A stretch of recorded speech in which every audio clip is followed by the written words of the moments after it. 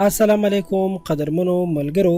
هغه ښځې چې چغې وهي چې زما جسم او زما مرضي، هغوی سره په قبر کې بیا څه کیږي؟ نن در سره همداسې یو ویډیو شریکوم چې یو ښځې سره د مرګ نه پس ډیر زیات عبرتناک کار وشو.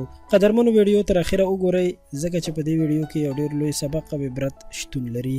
قدرمنو اسلام مسلمانانو ښځو ته د پردې حکم کړی دی او سړو ته هم دا حکم دی چې خپل نظر ښکته وساتي.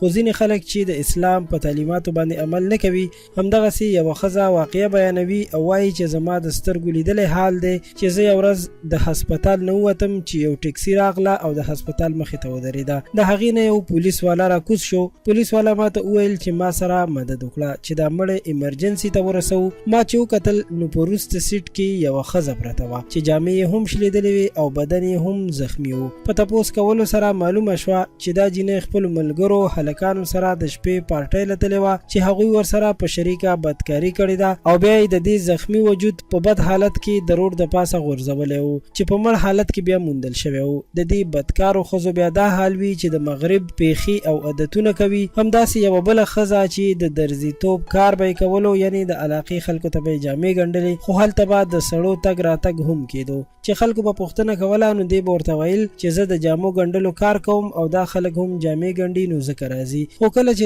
دغه ښځې انتقال وشو او مړه شوه نو د جنازې په دوران کې د دغه ښځې مړی دومره دروند شو چې خلکو ډېر کوشش وکړو چې دا جنازه اوچته کړي، خو چا نه شو اوچتولی. نو چېرته چې د دې مړی پروت و همالته یې دفن کړله او ښخه یې کړه. خو دا معلومه نه شوه چې دې ښځې به داسې څه عمل کولو چې الله پاک پرې داسې عذاب نازل کو. خو چې د دې کور ته به کوم سړي راتلل نو دا هم د یو شک خبره وه چې ولې نامحرم سړي د دې کور ته راځي. خو په یاد ولرئ چې د داسې ګناهونو نه ځان ساتل پکار دي که هغه په تنهایي کې وي او که په ښکاره وي. نن سبا چې د مغرب یعنی یورپ هوا په مسلمانانو خوره شوې، هر هغه عمل کوي چې هغې نه دوی خوند واخلي. اگر که اسلام د هغې کار منع هم کړی وي خو بیا هم دا خلک دغه کارونه کوي.